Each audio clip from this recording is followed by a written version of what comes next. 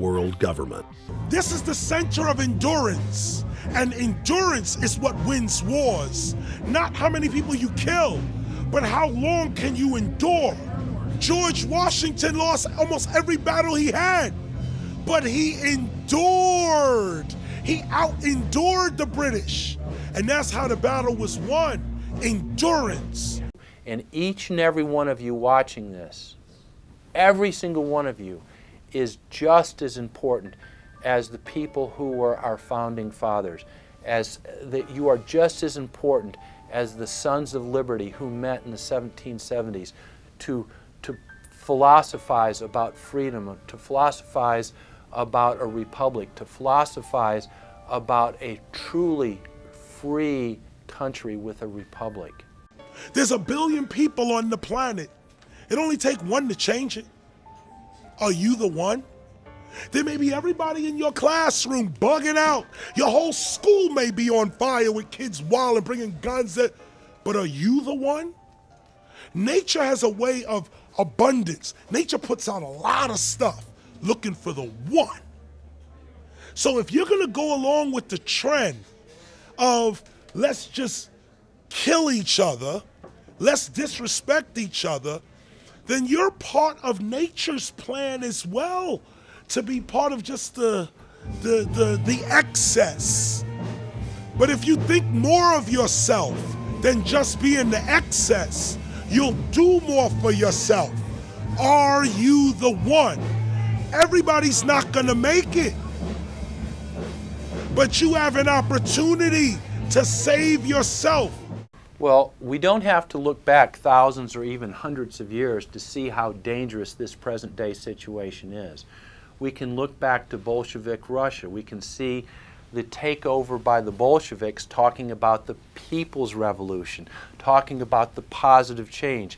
And Lenin came in and then Stalin.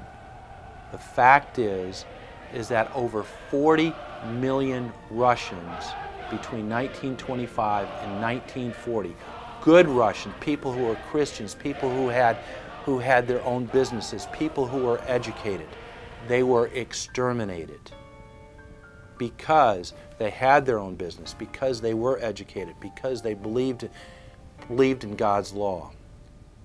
We can look over at Germany.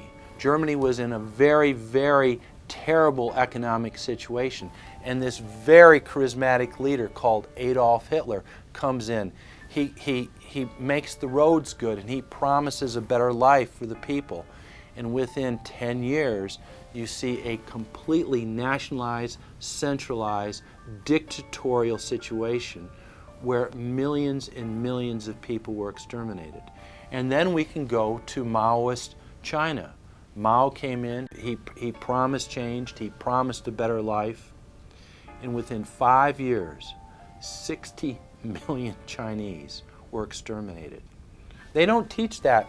They don't teach that in the schools these days, and it wasn't that long ago. And I pray to God that this will not happen in the United States. And the way it won't happen is if you and your friends and all of us together take action to say no. This country is too precious. It's too wonderful. It's too good of a place to lay down as a victim. Greatness could arise once we break the shackles of the government that's holding us back. One thing America has more than any other country is an entrepreneurial spirit. One thing we have more than any other country is the ability to be innovators. You know, if I was born in Italy, I wouldn't be the trend forecaster I am today because I would have been locked into a culture of thinking one way. We have that freedom of expression and freedom of thought that could free us to create greatness again if Big Brother doesn't come down on us harder. Humankind is at a historic crossroads. The forces of globalism are marching towards absolute despotism. Look in the mirror, count the cost, and decide, are you going to let history repeat itself? Or will you stand tall with freedom lovers everywhere and stop the completion of a world dictatorship?